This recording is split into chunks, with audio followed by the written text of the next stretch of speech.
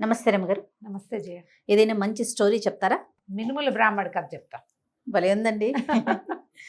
చిన్న తమాషా కథ.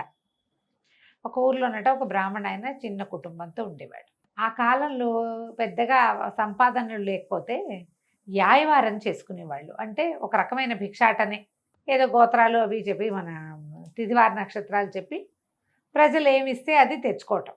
అంత అవమానకరమైనది ఏం కాదు. ఒక మాదిరిగా ఆ కాలం కూడా జనాలు అట్లా ఉండేవాళ్ళు. దానికి పెద్ద కుల విచక్షణ ఏం లేదు. అందరి ఇళ్ళకి వెళ్ళేవాళ్ళు. కొంతమంది బ్రాహ్మణుల ఇళ్ళకే ప్రత్యేకంగా వెళ్ళేవాళ్ళు కూడా ఉండేవాళ్ళు. పల్లెటూళ్ళల్లో ఏదో ఇప్పుడు వాళ్ళేమి తిండి గిండి ఏం పెట్టరు.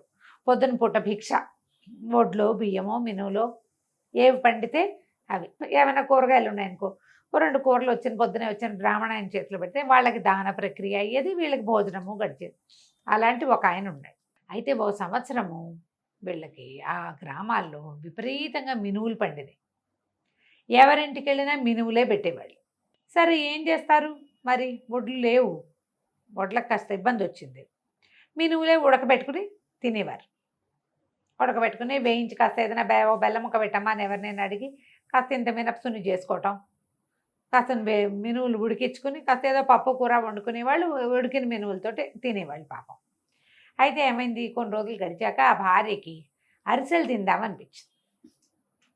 ఏమయ్యా రోజు మినువులే తెస్తున్నావు, మినువులు కాకుండా వడ్లు బియ్యం బట్టరా అని చెప్పి ఇతను ఏం చేశాడు, ఊళ్ళోకి వెళ్తే ఆ వాళ్ళ ఎవరెవరి ఇళ్లలోనో చుట్టాలు వచ్చారు. చుట్టాలమ్మాయి కూడా ఓ గుప్పెడు పెడతానని వాళ్ళు పెట్టి అన్ని మినువులే ఇన్ని, ఓ బియ్యం రాల. ఇతను మెల్లిగా ఇంటికి తిరిగి వచ్చేసరికల్లా ఆవిడ బియ్యం ఉన్నాయేమో అని జోలు విప్పి చూసేసరికల్లా అన్ని మినువులో కనపడి తెగ తిట్టిపోతుంది.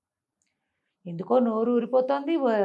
వరుసలు తినాలనుకుంటే నేను బెల్లము నెయ్యి నూనె జాగ్రత్త పెట్టుకున్నాను, బియ్యం నువ్వు తెస్తే నా పని అయిపోను కదా, మినువులు తెచ్చావు ఎవడు తింటాడు పూట పూట అంటే ఏముందే, లక్షణంగా మినువులు ఉడకేసుకుంటూ తింటే అవ్వదు అన్నాడు. అనేసరికి ఆవిడ హాత్తేరి పొరపాటు అయిందని ఒప్పుకోకుండా మినువులు తెచ్చి ఉడకేసుకుని తింటే బాగుంటుందంటావా అని చెప్పేసి ఓ తవ్వాడు ఎంత డబ్బాడు మొత్తం ఉడికించి వార్చి ఆ రాశిలా పోసేసింది ఆకులు.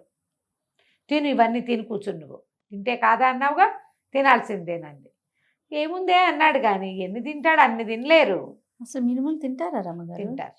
ఉట్టి పచ్చి మినుములు అదే ఉడకబెట్టుకొని పోని దాంట్లో వేరే ఏదైనా ఆధార్ వేసుకుని తినేవాళ్ళట. మరి ఆ కాలం అది, అప్పట్లో కాలాలు, ఆ తిండి పద్ధతులు అవి కాబోలు. అవి దొరికితే ఏదో ఒకటి తినాలిగా ఆహారం. పెసలు అవి ఉడికించుకుని తింటాం.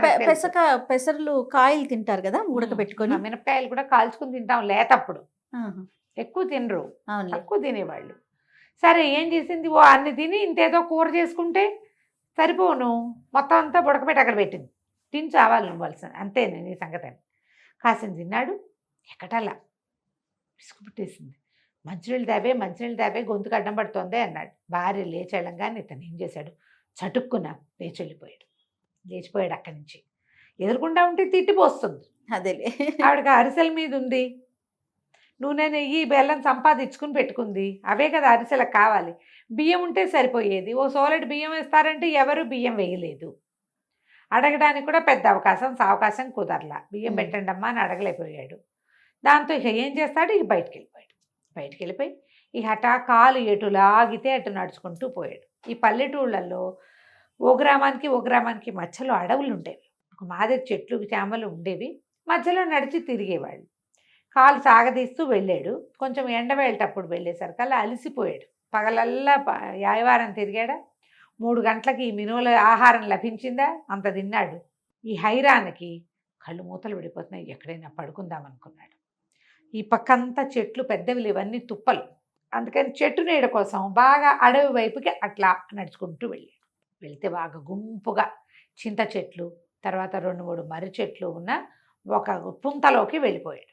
చల్లగా ఉంటుంది లోపల, అన్నీ పెద్ద పెద్ద చెట్లే. ఆ చెట్టు కింద ఓ పక్కన గావంచపరుచుకుని పడుకుని నిద్రపోయాడు. ఇక ఆ వేళ 4:30-5 గంటలకి పడుకున్న వాళ్ళకి 5-6 కూడా అవుతుంది. ఇక మెలకువ రాదు. 3ంటికి పడుకుంటే మెలకు వస్తుంది, 6ంటికి పడుకుంటే ఏం మెలకు రాదు. ఇక పడుకున్నాడు ఏకంగా. అప్పట్లో వాళ్ళు కూడా 7 గంటలకు పడుకునే అలవాటు ఉన్నవాళ్ళు.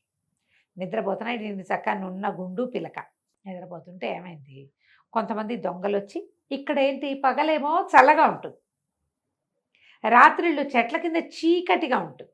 అక్కడ మనిషి కూర్చున్నా ఆ దారి వెంబడి ఎవరైనా పోతున్నా వాళ్ళకి వీళ్ళు కనపడరు. ఒక 5-6 దొంగలు అక్కడ చేరారు. వాళ్ళు ఏం చేశారు, ఎక్కడి నుంచో ఏవేవేవో కొట్టుకొచ్చారు. చేతికి అందినవి తెచ్చారు. ఓ గుళ్ళో దూరారు. గుళ్ళో కూడా కొబ్బరికాయలు అవి చేతికి అంది పట్టుకొచ్చారు. పట్టుకొచ్చాక పంచుకుందాం పంచుకుందాం పంచుకుందాం అనుకున్నారు. పంచుకుందాం అంటే వాళ్ళు మాట్లాడుకుంటున్నారు. వాళ్ళలో ఒకటన్నాడు, ఒరే మీ దుంపల దగ్గర అర్ధరాత్రి అయింది, ఆకలేసి చచ్చిపోతున్నాం, తెల్లారేక పంచుకుందాం రా, చీకట్లో ఏం కనపడుతుంది, ఏమన్నా తినడానికి తీయండి అన్నాడు. తినడానికి ఏమున్నాయి, ఇప్పుడు ఊళ్ళోకి వెళ్ళలేరు. ఊళ్ళో ఆ రోజుల్లో అన్నాలు దొరికే పరిస్థితి కాదు. ఎవరిళ్ళకి వెళ్ళి వాళ్ళు వండుకోవాలి. తీరా ఆ సామాన్లలో చేయి పెడితే వాళ్ళకి గుళ్ళో నుంచి ఏదో దంగులిచ్చుకొచ్చారు కదా, గుళ్ళో పళ్ళెం గిళ్ళెం తెచ్చేశారు. హారతి పళ్ళెం గంట అట్టటివేవో దొరికినాయి, పుచ్చుకొచ్చారు. పెద్ద వస్తువులు దొరకల.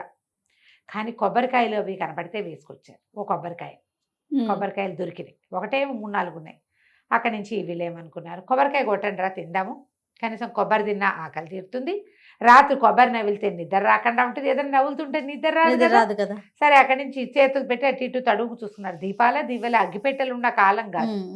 చేతులు అటు ఇటు తడివితే ఓ పక్కన పడుకుని నిద్రపోతుంది మన మినువుల బ్రాహ్మడి గుండు తగిలింది. ఇక్కడ ఏదో గుండ్రాయి ఉంది, కొబ్బరికాయ కొడదామని ఆ కొబ్బరికాయ తీసి ఓ కొబ్బరికాయ పడేయాలమని నెత్తి మీద కొట్టేసరికి ఇంకేంది ఆయన అని ఉలిక్కిపడి లేచాడు. తింటాను వస్తున్నాను ఆగు అన్నాడు. ఆనంగానే ఆయన మినువులు తింటూ వచ్చేసాడు కదా. భార్యకి చెప్తున్నాడు. తిండమానేసి తిట్టిపోసింది ఆవిడ. తింటానే అన్నాడు. తింటాను అనేసరికి హడిలిపోయారు. అమ్మో ఆ రాయి గుండ్రాయి కాదురా, ఏ గంగానమో అయ్యుంటుంది, వెర్రివెధవలాగా చెట్ల కింద పెట్టుకుంటారు గంగానం అని పెట్టి, గుండ్రాయిని పసుపు బొట్టు పెట్టి అక్కడ నైవేద్యం పెడతారు. ఎవడో కొండో మేకనో కోసాడు ఈవిడ దగ్గర, పిలిచేసరికల్లా పలికేసింది అమ్మ తల్లి, ఇంకేముంది ఇది వేప చెట్టో పాడో. వాడు ఈ లోపల ఒకటి వచ్చాడు, ఒరే వేపకాయలు ఉన్నాయి రా కింద, వేప చెట్టు రా, ఇది గంగానమ్మ అన్నాడు. ఆనంగానే పరుగో ఇహ మొత్తం సామాన్లు సంచులు గంగాళం తెచ్చినవన్నీ వదిలిపెట్టేసి అన్నీ వదిలేసి పరుగులు పెట్టారు. బ్రాహ్మడికి తలకాయ పగిలినంత పని. కొబ్బరికాయ కొడితే మామూలుగా ఉంటుందా, తలకాయ ఎదిరిపోయింది. కాసేపు అయ్యాక తెలిసింది ఎవరో తన్ని కొట్టారని. వాళ్ళంతా పరిగెత్తేస్తున్నారు. అక్కడి నుంచి ఏం చేశారు, సామాన్లు అట ఇట తడివితే బోల్డని సంచులు పెట్టెలు కనపడ్డాయి. అన్ని దగ్గరికి లాక్కొని మళ్ళీ కూర్చున్నాడు. మంచి నిద్రపోయాడు కదా, 12:30-1 గంట దాకా. సాయంత్రం 5-6 పడుకుని 1 గంట దాకా పడుకుంటే ఇక మెలకు ఏమొస్తుంది, అదే ఇంకా నిద్ర వస్తుంది, ఇక నిద్ర రాదు. ఇక మెలకుగా ఉండి కూర్చుని ఉన్నాడు ఆ చెట్టును అనుకుని. తెల్లవారుతూ ఉండగా అతను చూసుకున్నాడు, ఈ సంచుల్లో డబ్బులు నగలు ఏవో 2-3 చిన్న పెట్టెలు ఉన్నాయి, ఎవరి నుంచో తెచ్చేశారు వీళ్ళు. సరే అక్కడి నుంచి ఆ సంచులు ఆ పెట్టెలు మోసుకుంటూ ఇంటికి నడిచి వెళ్ళిపోయాడు. ఈ పెళ్ళాము ఎప్పుడైతే ఇతను మినువుల దగ్గర నుంచి లేచి వెళ్ళిపోయాడో, దొంగమొహం తినకుండా పారిపోతావా, రేపు పొద్దున వచ్చినా సరే నీతో ఇవే తినిపిస్తానని ఆవిడేం చేస్తా, ఒక బాణాకర్ర లాంటిది, ఒక పచ్చడి బండ అవి దగ్గర పెట్టుకుని కూర్చుంది. మొగుడు వస్తే చితకొట్టైనా తినిపించడానికి. సరే పడుకుంది. మెల్లిగా రాత్రి అయిపోయిందిగా, పడుకుని నిద్రపోయింది గుమ్మాన్ దగ్గరే.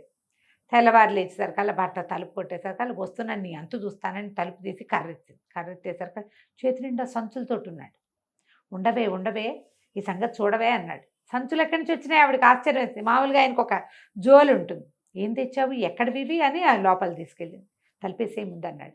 తలుపేసేసాక చూసుకుంటే బోల్డన్ని డబ్బు నగలు, అక్కడి నుంచి బంగారం వెండి సామాన్లు ఏవో ఎక్కడి నుంచో తెచ్చారు.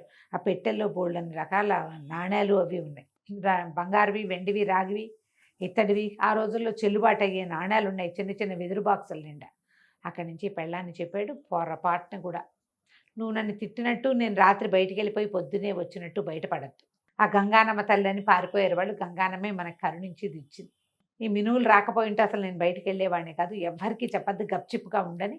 ఆ సామాన్లు సంచులు అన్నీ సర్దేసేసారు, నగా నాణ్యం దాచేసుకున్నారు. మెల్లిగా సంసారం వృద్ధి అయింది. కథ కంచికి మన నమస్తే రమ్మగారు. నమస్తే.